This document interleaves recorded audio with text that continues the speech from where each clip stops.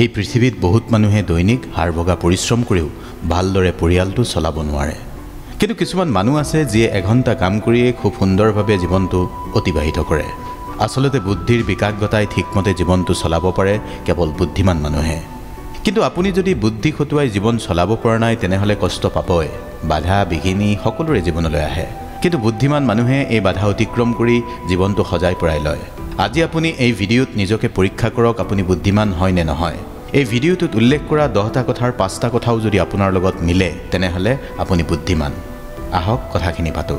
প্ৰথম কথাটো হ'ল বুদ্ধিমান মানুহৰ হাতত ধন থাকেই কিয় জানে বুদ্ধিমান মানুহৰ ইনকাম সোৰ্স বা আয়ৰ উৎস কেতিয়াও এটা নহয় বুদ্ধিমান মানুহে কেৱল এটা উপাৰ্জনত আশা নকৰি সৰু সৰু হলেও সদায় বেলেগ বেলেগ আয়ৰ উৎসৰ সন্ধানত থাকে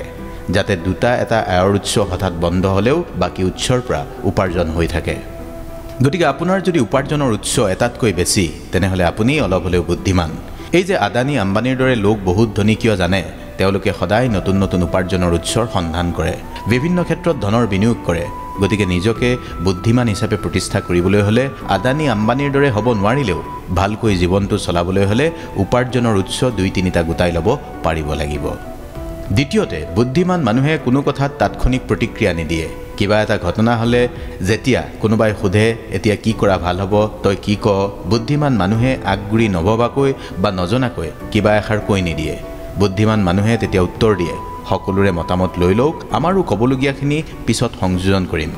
সিধা কথাত বুদ্ধিমান মানুহে কেতিয়াও আবেগৰ বশৱৰ্তী হৈ প্ৰতিক্ৰিয়া নিদিয়ে আবেগত কোনো সিদ্ধান্ত নলয় সোশ্যাল মিডিয়াত চাবচোন কোনোবাই কিবা এটা লিখিলেই যে জাজমেন্টেল হৈ প্ৰতিক্ৰিয়া দিয়ে তেওঁলোক বুদ্ধিমান নহয় তেওঁলোক আবেগিক যেটো আবেগক ৰাজনৈতিক দল বা আন্দোলনকাৰী সংগঠনসমূহে ব্যৱহাৰ কৰি আহিছে গতিকে তৎক্ষণাত আবেগিক হৈ উষ্মা বা প্ৰতিক্ৰিয়া যদি আপুনি প্ৰকাশ নকৰে তেনেহলে আপুনি বুদ্ধিমান হয় তৃতীয়তে বুদ্ধিমান মানুহে লগে লগে কেতিয়াও কোনো প্ৰতিশোধ নলয় অতি বুদ্ধিমান মানুহেতো কেতিয়াও প্ৰতিশোধৰ কথা নাভাবেই বুদ্ধিমান মানুহে কৌশলেৰে শত্ৰুকো নিজৰ ফলিয়া কৰি লৈ শত্ৰুৰ সংখ্যা কমাই আনে অসমত তেনে বুদ্ধিমান ৰাজনীতিক আছে যিয়ে শত্ৰু বিপদত পৰিলে শত্ৰুকো সহায় কৰি শত্ৰুক বন্ধু পাতি লয় ভালকৈ গমিপিতি চালে তেনে বুদ্ধিমান ৰাজনীতিক আপোনাৰ ওচৰতো বা আপোনাৰ চকুতো পৰিব মূল কথাটো হ'ল আপুনি যদি সৰু সৰু কথাত কোনো মানুহৰ লগত শত্ৰুতা কৰি বা শত্ৰুতা ৰাখি ভাল নাপায় তেনেহলে আপুনি বুদ্ধিমান মানুহ চতুৰ্থতে বুদ্ধিমান মানুহে কেতিয়াও অইনৰ আগত নিজৰ দুখ গুণৰ কথা নকয় নিজৰ পাৰদৰ্শিতা বা দুৰ্বলতা দুয়োটাই লুকাই ৰাখিবলৈ চেষ্টা কৰে কাৰণ পাৰদৰ্শিতা থকা কামটোত ফ্ৰীতে সহায় বিচৰা মানুহ বহুত ওলায় আৰু দুৰ্বলতা থাকিলে যিকোনো মানুহেই দুৰ্বলতাৰ সুযোগ ল'ব পাৰে গতিকে আপুনি যদি নিজৰ পাৰদৰ্শিতাৰ কথা জহাই নুফুৰে আৰু নোৱাৰাটো নোৱাৰো বুলি তালফাল লগাই নুফুৰে তেনেহলে আপুনি বুদ্ধিমান পঞ্চমতে বুদ্ধিমান মানুহে বলে নোৱাৰা শিল কেতিয়াও দাঙিবলৈ নাযায় আমাৰ মানৱ জীৱনত বা সমাজত এনে কিছুমান কাম ওলায় যিবোৰ ব্যক্তি বিশেষৰ বাবে অকলে কৰাটো সম্ভৱ নহয় যেতিয়া কোনোবাই আপোনাক কিবা এটা কাম কৰিবলৈ কয় অথচ আপুনি জানে যে সেই কামটো আপোনাৰ দ্বাৰা কৰাটো সম্ভৱ নহয় তথাপিও ৰিকুৱেষ্ট কৰাজনে বেয়া পাব বুলি ভাবিয়ে যদি আগবাঢ়ে সেইটো সময়ৰ অপচয় গতিকে বুদ্ধিমান মানুহে নিখিজা কামত কেতিয়াও আগভাগ নলয় গতিকে এনেদৰে সমাধা কৰিব নোৱাৰা বুলি জনা বা বুজা কামত যদি আপুনি সময় অপব্যয় নকৰে তেনেহলে আপুনি বুদ্ধিমান ষষ্ঠতে বুদ্ধিমান মানুহে কেতিয়াও সকলো কথাতেই ইয়েছ স্যাৰ হয় হুজুৰ ওকে দোষ ঠিক আছে বুলি কৈ নাথাকে বুদ্ধিমান মানুহে নো ক'ব জানে যেটো কথাত ইয়েছ ক'লে পিছলৈ সমস্যা হ'ব পাৰে অযথা নিজৰ সময় অপব্যয় হ'ব বুলি গম পায় তেনে ক্ষেত্ৰত মুখৰ আগত নো কৈ দিব পাৰে গতিকে জীৱনত যদি কোনটো কথাত নো কোনটো কথাত ইয়েছ ক'ব লাগে আপুনি শিকিছে তেনেহলে আপুনি বুদ্ধিমান সপ্তমতে সময় আৰু পৰিশ্ৰমক পূজা বুলি ভাবে বুদ্ধিমানজনে বুদ্ধিমান মানুহে ভাগ্যক ধিয়াই বহি নাথাকে প্ৰয়োজনত পৰিশ্ৰম প্ৰয়োজনত জিৰণি প্ৰয়োজনত অপেক্ষা প্ৰয়োজনত জোৰদাৰ আৰম্ভণি কামৰ টাইমিং জানে বা ঠিক কৰি লয়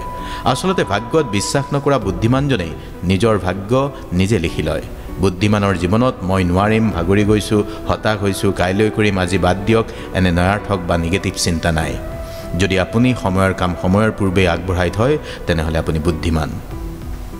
অষ্টমত বুদ্ধিমানজনে দুৰ্যোগ আহিলে সুযোগলৈ পৰিৱৰ্তন কৰিব জানে সকলো দুৰ্যোগ দুখ কষ্টক প্ৰাপ্য বুলি মানি লৈ কেনেকৈনো কম সময়ত দুৰ্যোগ উফৰাই সুযোগৰ সৃষ্টি কৰিব তাৰ বাবে সময় আৰু সুযোগ নিজেই সৃষ্টি কৰি লয় বুদ্ধিমান মানুহে কেতিয়াও অইন কোনোবা আহি কিবা এটা কৰি দিব বুলি আশা নকৰি কামটো নিজেই কৰি লয় আনে কৰিবলৈ ললেও কামটো ঠিকমতে কৰিছেনে নাই দৃষ্টি ৰাখে গতিকে এই গুণ যদি আছে আপুনিও বুদ্ধিমান নৱমত বুদ্ধিমান মানুহ আজীৱন শিকাৰু পৃথিৱীত এবাৰ শিকি লোৱা যিকোনো বিদ্যাই যে কেতিয়াবা নহয় কেতিয়াবা কামত লাগেই সেই কথা জানি সময় অপব্যয় নকৰি নতুন নতুন কথা শিকাত জোৰ দিয়ে বুদ্ধিমান মানুহে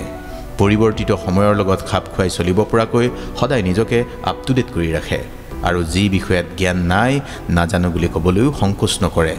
অতি প্ৰয়োজনত নজনা বিষয়ত বয়সত পদবীত সৰু হ'লেও জ্ঞানীজনৰ পৰা শিকি ল'বলৈ লাজ নকৰে গতিকে আজি যদি আপুনি ভাবিছে শিকিবলৈ আছে আপোনাৰ বহুত বুদ্ধি আপোনাৰ বুদ্ধি বাঢ়িছে দশমত বেলেন্স বা সমতা ৰক্ষা কৰিব জনাটো বুদ্ধিমানৰ লক্ষণ এইটো দশমত ক'লেও অতিকে প্ৰয়োজনীয় দক্ষতা যেটো বুদ্ধিমান লোকে অভিজ্ঞতাৰ পৰা শিকে বুদ্ধিমানে কাকো দুৰ্ব্যৱহাৰ নকৰে কাৰোবাক টানকৈ ক'লেও বেলেন্সত কয় যাতে হিতে বিপৰীত নহয় জীৱনৰ সকলো সমস্যাতেই বেলেন্স ৰাখি চলে আঠুৱা চাই ঠেং মেলে মানে হাতত যিমান ধন আছে মানে খৰচ কৰিব পৰা সেইমতেহে প্লেন কৰে বুদ্ধিমানজন ধনী হয়ে ধনী হ'লেও কৃপণ নহয় কিন্তু অযথা খৰচো নকৰে বুদ্ধিমানজনে পৰিয়াল বন্ধু সহকৰ্মী সকলোৰে লগত বেলেন্স বা সমতা ৰাখি কেনেকৈ চলিব লাগে তাক জানে গতিকে এই পৰ্যন্ত আমি কোৱা এই 10টা কথাৰ অতি কমেও 5টা যদি আপোনাৰ আছে তেনেহলে মোটামুটি বুদ্ধিমান আপুনি 9টা বা 10টা কথাত যাৰ মিল আছে তেওঁলোক অতি বুদ্ধিমান অসমীয়াত বুদ্ধিমান আৰু ধূৰ্ত দুইটাৰে অৰ্থ বেলেগ ধূৰ্ত মানুহ কেনেকুৱা হয় পিছলৈ কম আপোনাক ভালকৈ গতিকে এতিয়া কি কৰিব বুদ্ধিমান মানুহে এনে ভিডিঅ' চাই পেজটো বা চেনেলটো সাবস্ক্ৰাইব আৰু ফলো কৰি উঠয় আপুনি বুদ্ধিমানৰ পৰীক্ষাত কিমান নম্বৰ পাইছে 10ৰ ভিতৰত কমেন্ট কৰক কথা পাতিম আমি